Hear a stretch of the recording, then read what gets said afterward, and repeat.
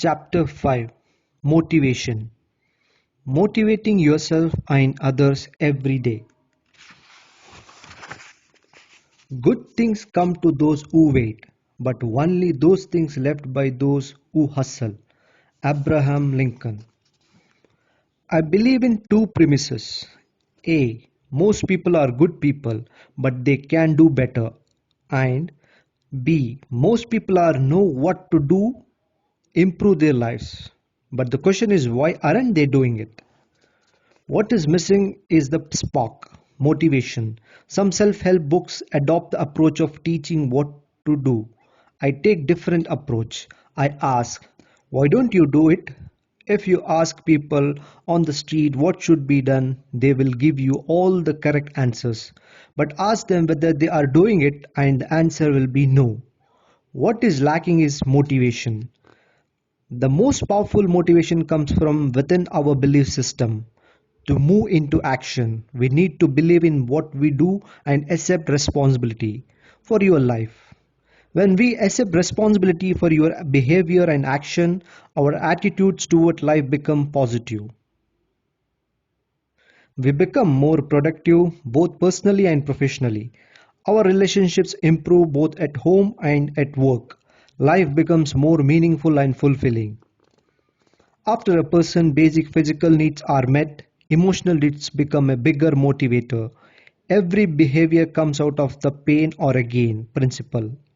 If the pain is greater than the gain, that is deterrent to action. If the gain is greater than the pain, that is a motivator. Gains can be tangible, such as monetary rewards, vacations, and gifts. They can also be intangible, such as recognition, appreciation, sense of achievement, growth, responsibility, sense of fulfillment, self-worth, accomplishment, and belief. Let's define motivation. The next logical question is, what is motivation? Motivation is a drive that encourages action or feeling. To motivate means to encourage and inspire. Motivation can also mean igniting the spark of action. Motivation is powerful. It can be pursued, convince and propel you into action. In other words, motivation can be defined as motive for action. It is a force that can literally change your life. Why do we need to get motivated? Motivation is a driving force in our lives. It comes from a desire to succeed. Without success, there is a little pride in life. No enjoyment or excitement at work and at home. Life becomes like a lopsided wheel giving a bumpy ride.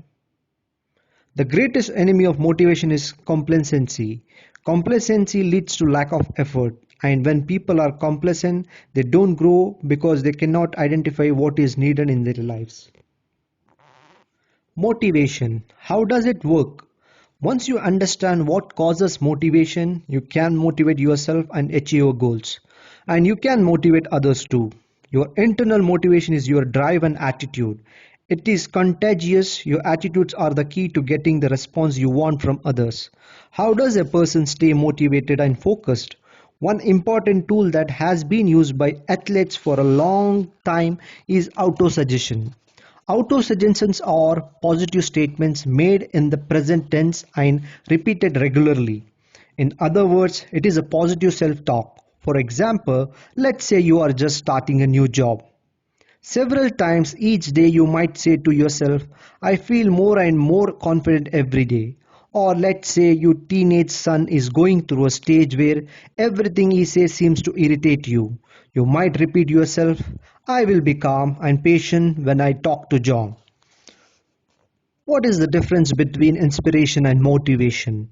I conduct seminars internationally and people often ask me if I can motivate others. The answer is no, I cannot. People motivate themselves.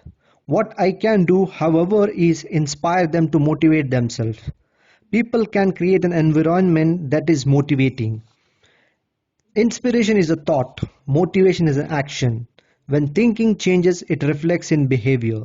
In order to inspire people to motivate themselves, we need to understand their needs and wants.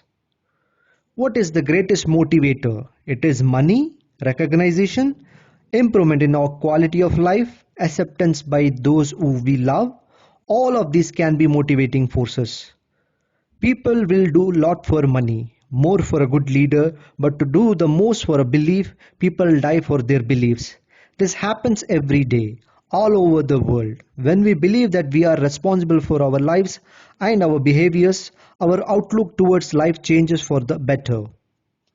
Motivation is like fire. Unless you keep adding fuel to it, it dies. Your fuel is your belief in your inner values. When this belief in inner values feeds your motivation becomes long lasting. Internal and external motivation. Motivation is classified into two types, external and internal. External motivation. External motivation comes from outside. Examples of external motivators are money, societal approval, fame or fear. For example, fear of getting spanked by parents or fear of getting fired at work. Fear motivation.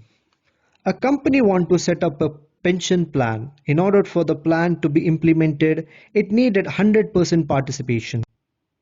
Everyone signed up except John. The plan made sense and was in the best interest of everyone. John's refusal to sign was the only obstacle. John's supervisors and other co-workers had tried, without success, to persuade him to sign.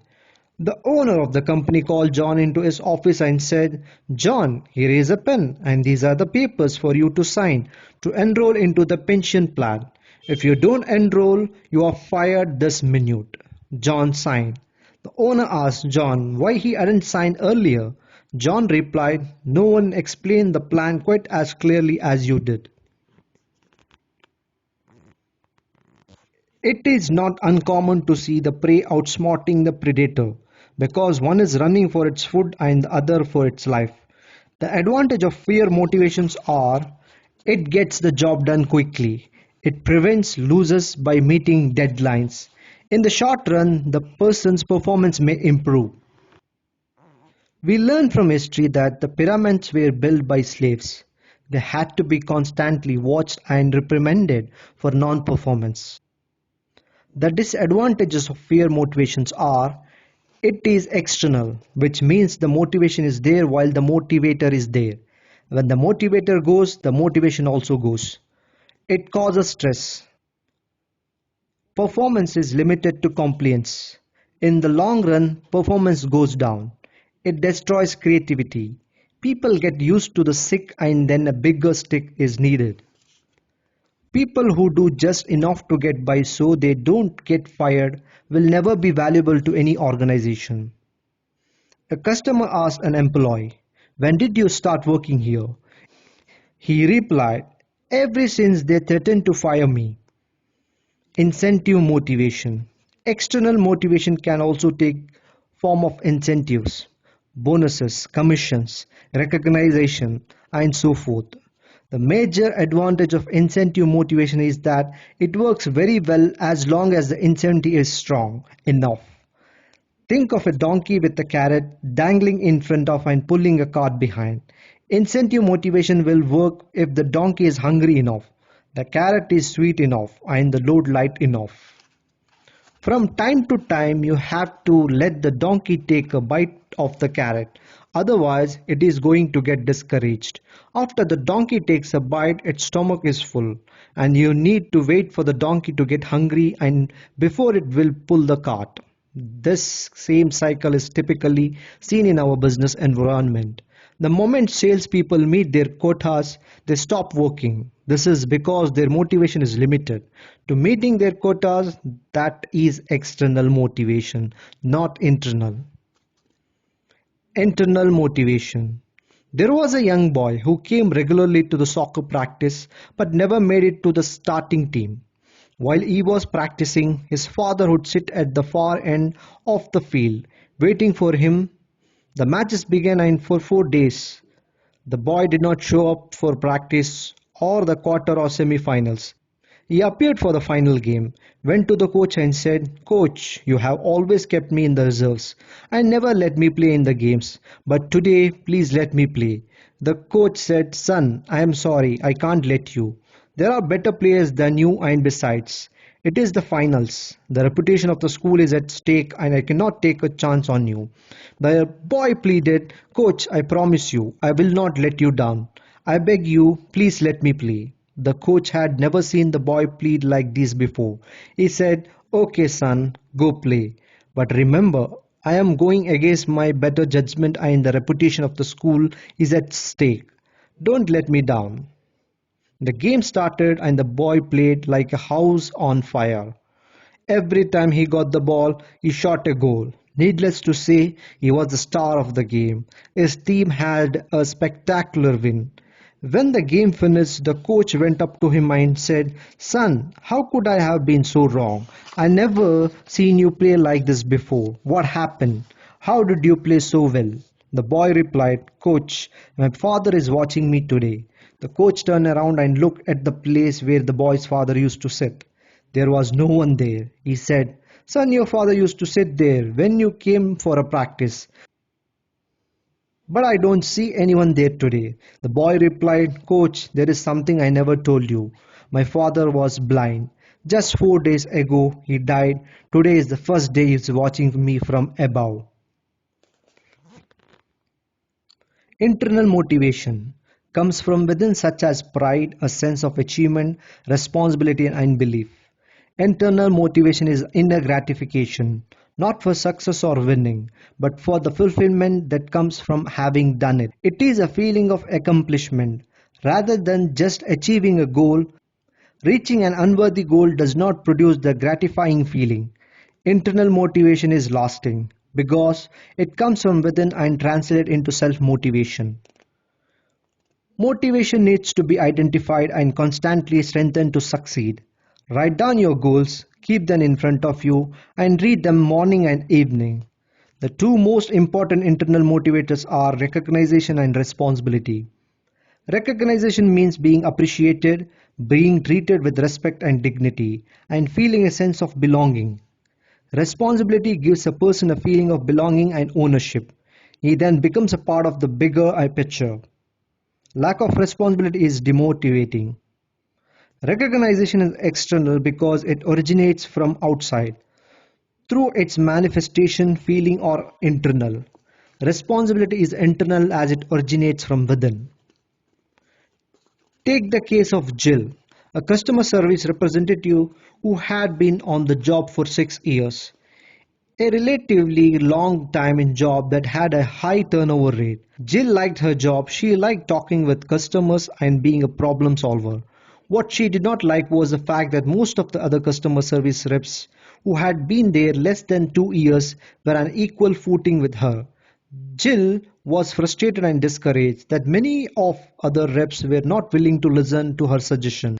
When they did have a problem, they go to the manager for help, even though the manager did not have the frontline experience that Jill did. The manager began to notice that while Jill's performance wasn't bad, it wasn't as good as it had been, and Jill no longer seemed to be happy with her job.